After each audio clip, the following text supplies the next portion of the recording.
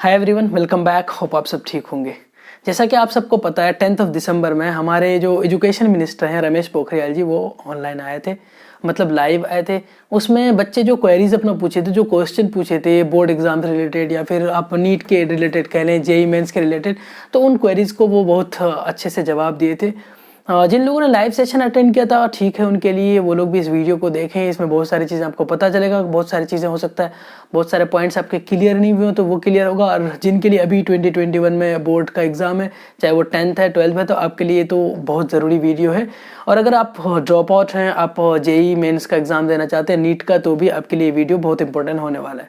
चलिए हम लोग वीडियो को शुरू करते हैं। मैं आपको यहाँ पे टाइम मेंशन करूँगा, कितने बजे किस टाइम में हमारे पोखरियाल जी ने क्या बात बोली थी, इन्होंने कहा था, ये हम लोग सब चीज़ यहाँ पे डिस्कस करेंगे। सबसे पहले 10 बजे वेबिनार शुरू हुआ था। उसके बाद 10-11 में मैंने टाइम को कुछ लिख के रखा है यहाँ पे, आपको आपके लिए अच्छे से नोट्स तैयार किया है। तो 10-11 में उन्होंने सबसे पहले कॉन्ग्रेचुलेट किया था हम सबको, सारे स्टूडेंट्स को, हमारे टीचर्स को, कि हम लोग यार पहली बार डिजिटल सब कुछ हुआ है, मतलब कि डिजिटली चीज़ें हुआ है और सब कुछ बिल्कुल ढंग से चल रहा है, बिल्कुल कायदे से। जैसे कि बच्चों के एग्जाम हो या फिर आपके इंटरनल असेसमेंट्स हो, टीचर अच्छे से क्लासेस दे रहे हैं, तो इन सारी चीज़ों के लिए वो हमें कॉन्ग्रेचुलेट किया था कि इस कोरोना के काल में, इस परेशानी में हम लोग सब चीज़ों को बहुत अच्छे से हैंडल कर रहे हैं, मैनेज कर रहे हैं। उसके बाद 10:21 में उन्होंने एक कोड बोला था कि if you read you will read, मतलब अगर आप पढ़ना चाहते हो तो आप पढ़ोगे, किसी भी हाल में आप पढ़ोगे। जैसा कि यार हम भी जानते हैं चीज़ कि अगर जिनको पढ़ना होता है ना, जिन बच्चों को पढ़ना होता है वो हर हाल में पढ़ते हैं, वो बहाने नहीं खोजते हैं। उसके बाद 10:33 में उन्होंने बोला था students will return school very soon. यार जैसा कि हम सबको लगता है ना कि हमें स्कूल जाना चाहिए, सब बच्चों को लगता है कि स्कूल जाना चाहिए, बहुत दिन हो गया। और खास करके यार 10th वाले के लिए चलो, उनको तो आगे अपॉर्चुनिटीज़ हैं स्कूलिंग करने का 11th में 12th में। लेकिन यार जो बच्चे अभी 12th में हैं, उनके साथ आपके साथ तो बहुत बुरा हुआ है। मतलब कि यार एक होता है ना कि पता होता है तो लोग एंजॉय करते हैं कि यार ये साल आखिरी है, उसके बाद हमारी स्कूलिंग खत्म हो जाएगी लाइफ में, अब कॉलेज जाना पड़ेगा, यूनिवर्सिटी जाना पड़ेगा। बट आपको तो पता भी नहीं था, अचानक से आप पूरे 11 में स्कूल जा ही नहीं पाए। कुछ स्कूल के बच्चे 1-2 दिन वन वीक गए होंगे, अदरवाइज स्कूल बच्चे नहीं जा पाए थे। उसके बाद 10:37 में इन्होंने बताया था कि बस सिलेबस जो है हमारा ऑलरेडी डिलीट हो चुका है, मतलब कि 30% सिलेबस रिड्यूस हो चुका है। अगर आपने अब तक नहीं देखा है तो सीबीएसई की वेबसाइट में अवेलेबल है, आप वहाँ जाकर के देखें। उसके बाद मोस्ट इंपॉर्टेंट, जो सबसे इंपॉर्टेंट है, जो बच्चे परेशान है जिस बात से, उस बात को उन्होंने डिस्कस किया था 10:52 में। उन्होंने बोला था कि सीबीएसई प्रैक्टिकल एग्जाम्स के बारे में बोला था। इन्होंने कहा था कि if students can't go to lab it will not be possible to conduct exam. अगर बच्चे लैब ही नहीं जा पाए तो बच्चे प्रैक्टिकल एग्जाम्स को कैसे देंगे, इन्होंने ये कहा था। इसका मतलब है कि practical exam might be cancel.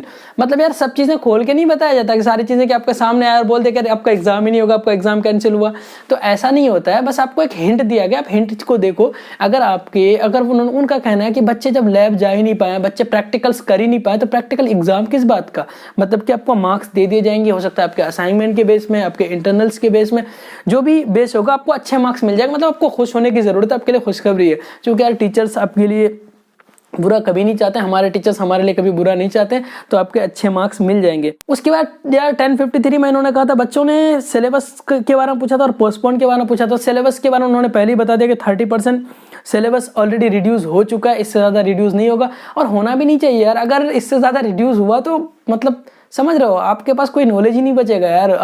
जो 30% रिड्यूस ऐसे सिलेबस हुए जो आप आगे चल के कवर कर सकते हो, क्योंकि कोई भी उठा के सिलेबस को रिड्यूस नहीं किया। हमारे एक्सपर्ट्स करते हैं सब चीज़ों को, हमारी टीम बहुत एक्सपर्ट्स होती है, मतलब जो एजुकेशन प्रोवाइडर्स हैं, सीबीएसई की टीम कह लें आप, या एनसीईआरटी की टीम, बहुत एक्सपर्ट टीम होती है, इन लोगों ने ये काम किया है, तो आगे चल के आप कवर कर सकते हो। बट अगर इससे ज़्यादा सिलेबस रिड्यूस हो गया तो आपके लिए यार बहुत परेशानी हो सकती है। मतलब आप आगे चल के फिर कुछ नहीं रहोगे यार, मतलब आपका जीरो नॉलेज हो जाएगा फिर। तो सिलेबस रिड्यूस अब नहीं होगा, ये आपके लिए खुशखबरी है। उसके बाद पोस्टपोन की जो बात कही है, उन्होंने कहा if situation remains same we will discuss for it. अगर सिचुएशन ऐसी ही रहा, बुरी हालत रही, तो इसके लिए डिस्कस किया जा सकता है। तो होपफुली यार मुझे लगता है, इसके बारे में खैर लास्ट में भी बात करेंगे, बट होपफुली मुझे लगता है आपका एग्ज़ाम अप्रैल तक हो जाएगा। अप्रैल तक मतलब कि पोस्टपोन होकर अप्रैल तक होगा, बट आपको ये रिस्क नहीं लेना है। आपको तो यार मार्च करके ही प्रिपरेशंस करनी है, कर लो प्रिपरेशन, फिर रिवीजन करते रहेंगे और क्या दिक्कत है। उसके बाद यार 10:56 में इन्होंने बोला जेई मेंस और एडवांस के बारे में बोला है।